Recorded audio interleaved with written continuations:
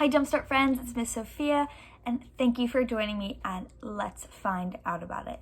So today we're going to be learning a little bit more about coats and coverings that different animals have. So we can see in our story that rabbits have furry coats. So they have thick brown fur that covers their whole entire body, even their ears and their face and their paws, to make sure that they are warm. So it's really important that they have it all over themselves because it helps to keep them and their bodies warm. So we can see their fur. So fur is just a coat of short hair. So it's normally really short and it keeps them warm and protected.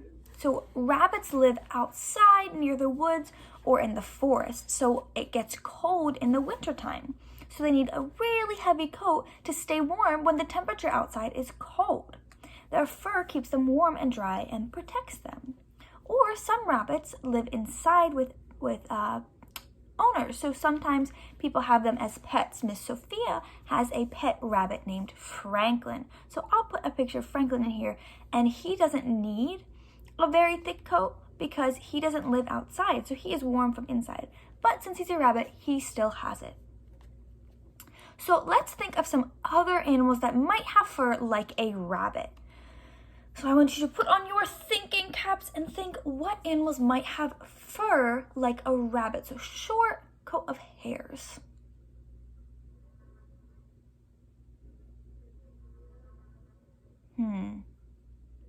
Let's see, if you have an answer, go ahead and say that to yourself. Okay, maybe you said something like a dog or a cat, maybe even a raccoon or a fox or a bear. So there are so many different types of animals that have fur like a rabbit. But different animals have different types of body coverings as well. So we don't have fur like a rabbit. We have skin. So there's skin. Some animals have fur. Some have hair. Some have scales. There's shells. And then there's also feathers like birds. Birds are covered in feathers, and they're the only animal that have them. So they're the only ones that have feathers. So they keep the feathers keep birds warm and help them be able to fly. So feathers do a lot of things for birds. Whales, like our whale friend from Dario and the Whale, have smooth and rubbery skin, so it's a lot softer or smoother. The whale's smooth skin helps it to swim fast in the water and make sure that it can go super quick. Turtles and tortoises have smooth shells, and that is their covering and their home. It protects them, and in our story, it protects the rabbit from the raindrops, if you remember. So you guys are going to play a guessing game with Miss Daniela, and I will see you in just a minute. Hello, my Jumpstart friends, Miss Daniela here, and today we're going to be learning about the coverings of animals. Now, the coverings or the coats of animals is what protects the animal from harm. For us, we have our skin, which can make us warm and protects us so that nothing gets injured inside. So today I'm going to be showing you photos of different coverings of animals, and then we're going to try to figure them out together. We'll start off with the first one. Now, this first one looks very fuzzy, and it looks like it has little spots on it. I'm not really sure what it is, though. Due to the fuzz, though, I'm kind of thinking that it is fur. Would you guys agree? Let's find out. Yes, it was the fur of a cat. As we can see, the same little spots are over at the ending of the cat. So we got it correct. Now let's go to the next one. Oh, now this looks like our hair almost, but it looks like it has a little indent on the bottom of the screen. Now I'll give you guys a moment just to figure out what you guys think it is.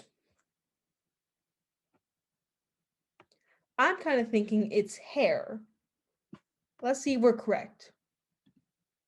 Yes, it was the hair of a horse. Now this one looks like it has scales, but I'm not quite sure what animal it could be.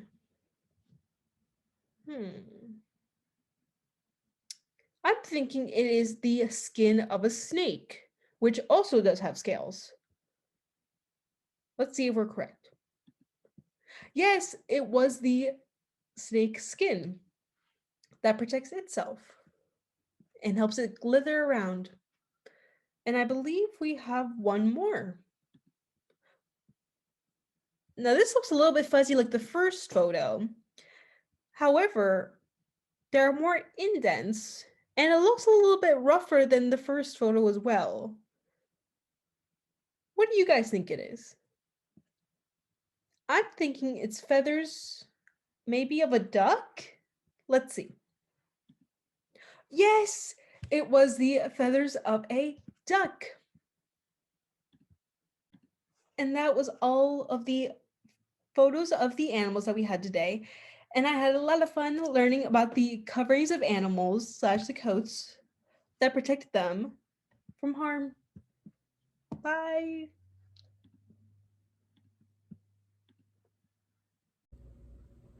Welcome back, friends. So today we learned that all animals need some kind of protective coat depending on the habitat where they live and what they need. So since rabbits live outside, they're going to need to be extra warm.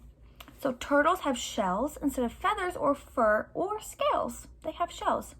And maybe you have found some shells at the beach before, like I have, and I know that shells are really, really hard. So they have to make sure that they are hard to protect the animals that live inside them from getting hurt. So a turtle also uses its shell as a home and to shelter from the rain, and those are pretty solid too because it has to protect the turtle. So friends, I hope you enjoyed learning a little bit more about the coats and coverings that different animals have. Thank you so much for joining me, and you are going to now join Miss Tony at Centers.